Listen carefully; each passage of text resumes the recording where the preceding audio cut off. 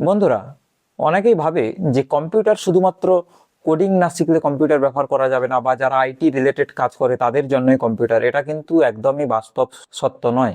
Computer এখন এমন একটা টুলস হয়ে গেছে যে কম্পিউটারের নলেজ যদি না থাকে তাহলে আমাদের প্রত্যেকেরই জীবনে কিন্তু প্রচুর প্রবলেম। তো কম্পিউটার শিখে রাখা বা কম্পিউটারের কিছু বেসিক স্কিল, বেসিক নলেজ আমাদের সবার থাকা অত্যন্ত জরুরি। তো আজকের এই ভিডিওটিতে আমি সেই ধরনের বেসিক কিছু স্কিল তোমাদের জানাবো, যেগুলো শুধুমাত্র স্টুডেন্ট নয়, যে কোনো ব্যক্তি কিন্তু এই স্কিলগুলো, এই কম্পিউটারের বেসিক নলেজগুলো শিখে রাখতে পারে। তাহলে যে কোনো কাজেই কিন্তু আমরা কম্পিউটারটাকে সহজভাবে ব্যবহার করতে পারবো। তো কি সেই বেসিক স্কিল বা কি সেই বেসিক নলেজ যেগুলো প্রত্যেকটা ব্যক্তির শিখে রাখা অত্যন্ত গুরুত্বপূর্ণ? প্রথমেই আমাদেরকে যেটা জানতে হবে সেটা হচ্ছে কম্পিউটার বিষয়টি কি। যদি আমরা এটাই না জানলাম যে কম্পিউটার কি বা কি কাজে লাগে, তাহলে আমাদের তো পুরো ব্যাপারটাই অসম্পূর্ণ থেকে যাবে। এবং শুধু কম্পিউটার নয়, যে ডেস্কটপ কি কাজে ব্যবহার হয়, ল্যাপটপ কি কাজে ব্যবহার হয়, মাউস, কিবোর্ড। কারণ আমি এটা জেনে ভিডিওটা বানাচ্ছি যে অনেকেই জানে না যে মাউসের কি কাজ, কিবোর্ডের কি কাজ। ঠিক আছে, হয়তো তোমাদের মধ্যে অনেকেই আছে যারা এক্সপার্ট রয়েছে, কিন্তু এমন অনেকেই আছে যারা ভিডিওটা দেখছে এবং যাদের কম্পিউটার সম্পর্কে কিছু আইডিয়াই নেই। তো আমি ভিডিওটা তাদের জন্য উদ্দেশ্য করে বানাচ্ছি, যে যারা একদম কিছুই জানে না তারাও যেন কিছু অন্তত শিখতে পারে এই ভিডিওটা দেখে। মাউস কি কাজে ব্যবহার হয়, বা কিবোর্ড কি কাজে ব্যবহার হয়, আমরা প্রিন্টার কেন ব্যবহার করি। তো কম্পিউটার রিলেটেড যে বেসিক কোয়ারিগুলো হয়ে থাকে সেগুলো আমরা প্রথমে ক্লিয়ার করব। কম্পিউটার যে আমরা বলছি, সেই কম্পিউটারের মধ্যে অনেকগুলো উপাদান থাকে। যেমন আমরা ইনপুট ডিভাইস কিছু রয়েছে, কিছু আউটপুট ডিভাইস রয়েছে। তো তোমরা যদি ইনপুট আউটপুট ডিভাইস বা কম্পিউটারের বেসিক যে কি কি উপাদান থাকে এগুলো যদি না জেনে থাকো, তাহলে এটার লিঙ্ক আমি আই বাটনে দিয়ে দেবো বা নিচে ডেসক্রিপশনে থাকবে, সেখান থেকে তোমরা দেখে নিতে পারো। আমি এটা রিলেটেড ভিডিও অলরেডি বানিয়ে দিয়েছি। কম্পিউটারে অনেকগুলো উপাদান থাকে, তো তার মধ্যে সিপিইউ রয়েছে, ইনপুট ডিভাইস রয়েছে, আউটপুট ডিভাইস রয়েছে, এবং তাদের মধ্যে মাউস, কিবোর্ড এগুলো হচ্ছে অন্যতম। মাউসকে আমরা ইনপুট ডিভাইস হিসেবে ইউজ করি, কিবোর্ডকে আমরা ইনপুট ডিভাইস হিসেবে ইউজ করি। আমরা কোনো কিছু যে প্রিন্ট দিচ্ছি, তাহলে প্রিন্টার বা মনিটরের সাহায্যে আমরা ডিসপ্লেতে আমরা দেখতে পাচ্ছি যে আমরা কি কি ইনপুট দিলাম। ঠিক আছে, এটা আউটপুট ডিভাইসের মধ্যে পড়ছে, মনিটর, প্রিন্টার। ঠিক আছে, এছাড়া আমাদের সিপিইউ রয়েছে, যেটা কম্পিউটারের ব্রেন বলা হয়। এগুলো হচ্ছে বেসিক কিছু ইনফরমেশন যেগুলো জেনে রাখা খুবই দরকার, না হলে আমরা কম্পিউটার বিষয়টা বুঝতে পারবো না সহজে। মাউস আমরা কি কাজে ব্যবহার করি? মাউস আমরা কোনো কিছু কম্পিউটারে আমরা যে ইনপুট দিচ্ছি সেই জন্য আমরা মাউসটাকে ব্যবহার করব। মোবাইল যখন ব্যবহার করি, মোবাইলে ইনপুটটা কিসের মাধ্যমে দিচ্ছি? ঠিক আছে, আমরা টাচ করে দিচ্ছি, তাই তো? এখানে ওই টাচের পরিবর্তে আমরা কি করছি? মাউস ব্যবহার করছি।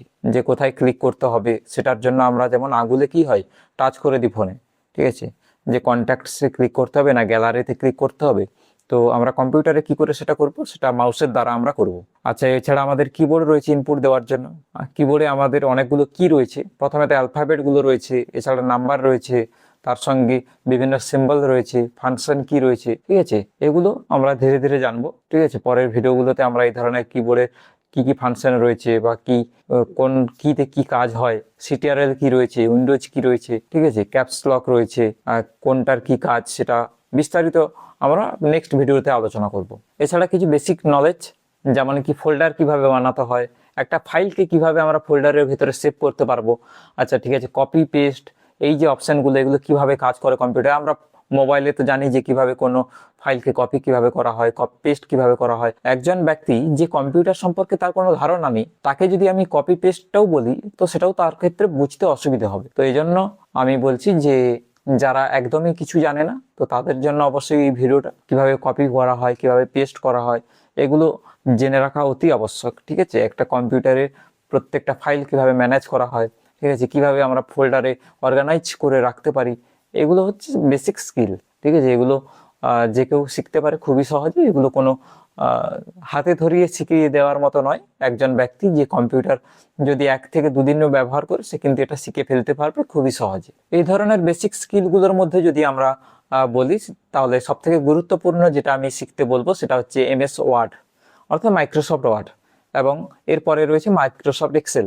এই যে দুটো আমি বললাম, যে মাইক্রোসফট ওয়ার্ড এবং মাইক্রোসফট এক্সেল খুবই গুরুত্বপূর্ণ প্রত্যেকটি চাকরিতে বা প্রত্যেকটি জায়গায় কিন্তু এটার দরকার পড়ে। তাহলে তোমরা যদি এই যে দুটো অ্যাপ্লিকেশন সফটওয়্যার বললাম, যে এগুলো যদি তোমরা শিখে রাখতে পারো, ভবিষ্যতে তোমরা যে কোনো চাকরির ক্ষেত্রেও কিন্তু এই নলেজগুলো কাজে লাগাতে পারবে। কারণটা কি, এখন যে কোনো চাকরিতে বা যে কোনো অফিসে এমএস ওয়ার্ড, এমএস এক্সেল এটা একটা কম্পালসারি ব্যবহার হয়। ঠিক আছে, প্রত্যেকটা কাজে ব্যবহার হয়, তো এটা শিখে রাখা বাধ্যতামূলক। এছাড়াও তোমরা যদি যে কোনো কোম্পানিতে কোনো প্রেজেন্টেশনের কাজ করো, তো সেক্ষেত্রে মাইক্রোসফট পাওয়ার পয়েন্ট বলে একটি সফটওয়্যার রয়েছে, পাওয়ার পয়েন্ট সফটওয়্যারটা শিখে রাখাও কিন্তু বুদ্ধিমানের কাজ হবে, এবং সেটা মাইক্রোসফট এক্সেল বা মাইক্রোসফট ওয়ার্ডের সঙ্গে একসঙ্গে তোমরা শিখতে পারো। আমি বলবো যে সব থেকে বেস্ট হবে তোমরা প্রত্যেকটি স্টেপ আলাদা আলাদা করে শিখতে থাকো।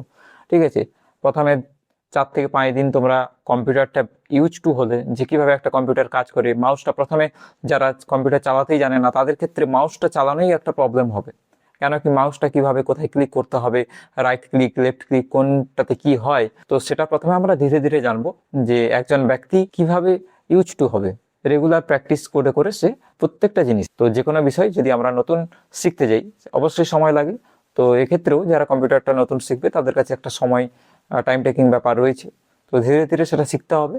কেন কি, এটা অবশ্যই গুরুত্বপূর্ণ স্কিল, এবং কম্পিউটার আমাদেরকে শিখতেই হবে। কম্পিউটার সাক্ষরতা খুবই গুরুত্বপূর্ণ এখনকার দিনে, তাই ধীরে ধীরে হলেও আমাদেরকে পুরো ব্যাপারটা ক্লিয়ার হয়ে যেতে হবে। আশা করবো যে সবাই সহজে শিখে নিতে পারবে, কেননা আমি এই চ্যানেলটাতে ফ্রিতে তোমাদেরকে শিখিয়ে দেবো যে কিভাবে কম্পিউটারে কি কি কাজ হয়, কি কি বেসিক ডিটেলস সমস্ত কিছু তোমরা ফ্রিতে শিখতে পারবে। তার জন্য কোনো পেইড কোর্সের দরকার পড়বে না আশা করছি। এটা তোমাদের উপর ডিপেন্ড যে তোমরা কোথা থেকে শিখবে। এরপরে যেটা বললাম যে ওয়ার্ড, এক্সেল, পাওয়ার পয়েন্ট এগুলো তোমাদেরকে শিখে নিতে হবে, কারণ এগুলো বেসিক স্কিল, এগুলো প্রত্যেকটা জায়গায় কাজে লাগে। তোমরা চাকরি করো বা তোমাদের নিজের পার্সোনাল ওয়ার্কের জন্য এই স্কিলগুলো শিখে রাখা খুবই গুরুত্বপূর্ণ। এছাড়া আরও কিছু স্কিল রয়েছে, যেমন ইন্টারনেট।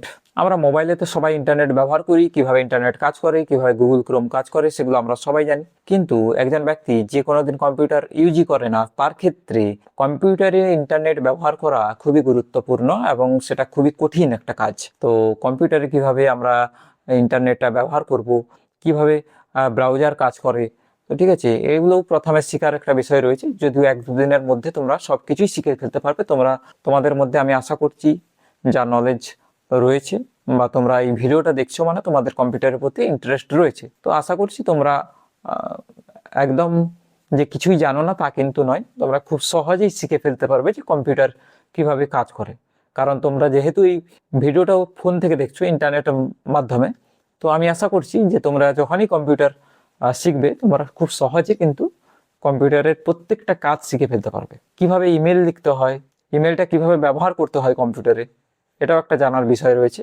যারা জানে না তো তারা এটা ইউজ টু হয়ে যাবে যখনই তোমরা ইন্টারনেট ব্যবহার করতে শিখে যাবে। তো তারপরে কিন্তু তোমরা ইমেল কিভাবে কাজ করে, যে কম্পিউটারে কিভাবে একটা ইমেল লিখতে হয়, এটা তোমরা জেনে যাবে খুব সহজে। এছাড়া আরো কিছু বেসিক স্কিল রয়েছে, যেমন কি প্রিন্ট কিভাবে করতে হয়। একটা কম্পিউটারের সঙ্গে একটা প্রিন্টারকে যদি আমরা কানেক্ট করে থাকি, সেটার সঙ্গে আমরা তাহলে কিভাবে প্রিন্ট করব, একটা আমরা ডকুমেন্ট প্রিন্ট করতে চাইছি, তাহলে সেটা কিভাবে প্রিন্ট করব। আমি যে পুরো বিষয়টা বলছি একদম বিগিনার লেভেল, অর্থাৎ যারা কিচ্ছুই জানে না, একদম জিরো, তো তারা কিভাবে একটা কম্পিউটার যখন ব্যবহার করবে 1 থেকে 7 দিন 10 দিন, তো তারা কিভাবে ইউজ টু হবে, ঠিক আছে, কি কি বিষয়গুলো জানার দরকার আছে। তো আমি সেই বিষয়গুলো বলছি। অনেকের মনে হতে পারে যে এগুলো কোনো বলার কথা নয়, হ্যাঁ বুঝতে পারছি তোমরা অ্যাডভান্স লেভেলে আছো, কিন্তু যারা কিছুই জানে না তাদের ক্ষেত্রে কম্পিউটার বিষয়টা একটা খুবই কঠিন বিষয়, এবং কিভাবে প্রিন্ট করতে হয় সেটাও হয়তো তারা জানে না। তো প্রিন্ট কিভাবে করতে হয় ওটাও জেনে রাখা খুবই গুরুত্বপূর্ণ। এবং শুধু তাই নয়, একটা কম্পিউটারকে আমরা কিভাবে প্রোটেক্ট করতে পারি, ঠিক আছে, সে অ্যান্টিভাইরাস দিয়ে হোক, বা আমরা যে কোনো পাসওয়ার্ড প্রোটেকশন যেটা আমরা ফোনে ইউজ করি সেটা কিভাবে আমরা এখানে ইউজ করতে পারবো, এই পুরো বিষয়টা কিন্তু শিখে রাখতে হবে। কেন কি, আমি কোনো একটা অফিসে কাজ করছি, বা আমি কোনো আমার পার্সোনাল ওয়ার্ক করছি কোথাও একটা সাইবার ক্যাফেতে, ঠিক আছে, সেটা কিভাবে আমরা প্রোটেকশন করতে পারবো, ঠিক আছে, অন্য কেউ এসে যদি ওই ফাইলটা অ্যাক্সেস করে নেয়, তাহলে আমরা পাসওয়ার্ড কিভাবে প্রোটেক্ট করতে পারবো, অর্থাৎ পাসওয়ার্ড দিয়ে আমরা একটা কম্পিউটারকে কিভাবে প্রোটেকশন করতে পারবো। তো এই সম্পূর্ণ বিষয়গুলো কিন্তু শিখে রাখা অতি আবশ্যক। যারা কম্পিউটার সম্পর্কে একদমই তোমাদের নলেজ নেই, আমি তাদের জন্যই বলছি। শুধুমাত্র যে চাকরির ক্ষেত্রে তা কিন্তু নয়, বেসিক নিজের পার্সোনাল কাজের জন্য কিন্তু এই কম্পিউটারের স্কিলগুলো শিখে রাখা খুবই দরকার। তো বন্ধুরা, এই ছিল একটা ছোট্ট ইনফরমেশন যাদের দরকার যে কম্পিউটার শেখার, বা যারা কম্পিউটার শিখতে চায় তাদের জন্য ভিডিওটা খুবই হেল্পফুল হবে আশা করছি। ভিডিওটি ভালো লাগলে একটা ভিডিওতে লাইক করতে ভুলো না। চ্যানেলে প্রথমে এলে চ্যানেলটিকে সাবস্ক্রাইব করে বেল আইকনটিতে প্রেস করে দাও। আমি এই ধরনের computer related, education related, career related video বানাতে থাকি। আজকের মতো এখানে ভিডিওটি শেষ করলাম, দেখা হচ্ছে নেক্সট কোনো ভিডিওতে।